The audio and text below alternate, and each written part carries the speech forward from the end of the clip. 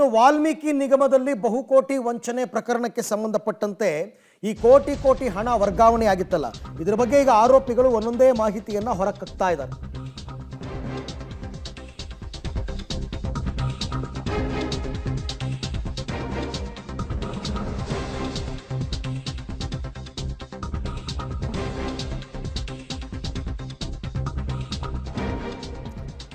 ವಂಚನೆ ಬಗ್ಗೆ ಒಂದೊಂದೇ ಸತ್ಯವನ್ನ ಕಕ್ಕಿದ್ದಾರೆ ಆರೋಪಿಗಳು. ಹಣ ವರ್ಗಾವಣೆಗೆ ಸುಮಾರು 193 ಅಕೌಂಟ್ಗಳು ಬಳಕೆಯಾಗಿದೆ. ಬಾರ್ನ ಮಾಲೀಕರ ಅಕೌಂಟ್ಗಳಿಗೆ ಹಣ ಟ್ರಾನ್ಸ್ಫರ್ ಆಗಿದೆ.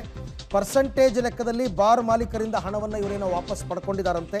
ಸತ್ಯನಾರಾಯಣ ವರ್ಮಾ ಕೇಸ್, ಆತ ಈ ಕೇಸ್ನ ಮಾಸ್ಟರ್ ಮೈಂಡ್ ಅಂತಕ್ಕಂಥದ್ದು ಕೂಡ ಗೊತ್ತಾಗಿದೆ. ಯಾಕೆಂದರೆ ತನಿಖೆ ನಡೀತಾ ಇರೋ ಸಂದರ್ಭದಲ್ಲಿ ಒಂದೊಂದೇ ವಿಚಾರಗಳು ಈಗಾಗಲೇ ಕೆಲವರನ್ನೆಲ್ಲ ವಶಕ್ಕೆ ಪಡೆದು ವಿಚಾರಣೆ ಮಾಡ್ತಾ ಇದ್ದಾರಲ್ಲ, ಅವ್ರು ಹೇಳ್ತಾರೆ 193 ಅಕೌಂಟ್ಗಳನ್ನ ಬಳಕೆ ಮಾಡ್ಕೊಂಡಿದ್ದಾರಂತೆ ಹಣ ವರ್ಗಾವಣೆ ಮಾಡೋದಕ್ಕೋಸ್ಕರ.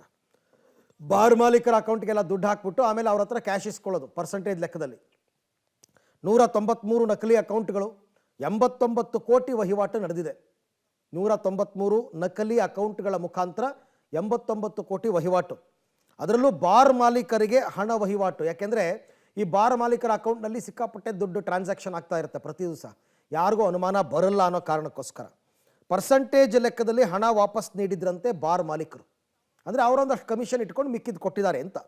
ಇದುವರೆಗೆ SITಯಿಂದ 28 ಕೋಟಿ ರೂಪಾಯಿ ಹಣವನ್ನು ವಶಕ್ಕೆ ಪಡೆದಿದ್ದಾರೆ. 89 ಕೋಟಿನಲ್ಲಿ ಬರೀ 28 ಕೋಟಿ ಸಿಕ್ಕಿದೆ.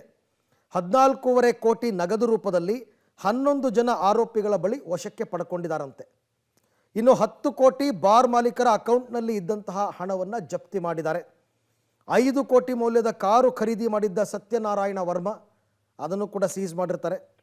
ಬಡವರ ಅಭಿವೃದ್ಧಿ ನಿಗಮದ ಹಣದಲ್ಲಿ ಇವೆಲ್ಲ ಬಿಂದಾಸಾಗಿ ಮೋಜು ಮಸ್ತಿ ಮಾಡಿರ್ತಕ್ಕಂಥದ್ದು ಈಗ ಗೊತ್ತಾಗಿದೆ.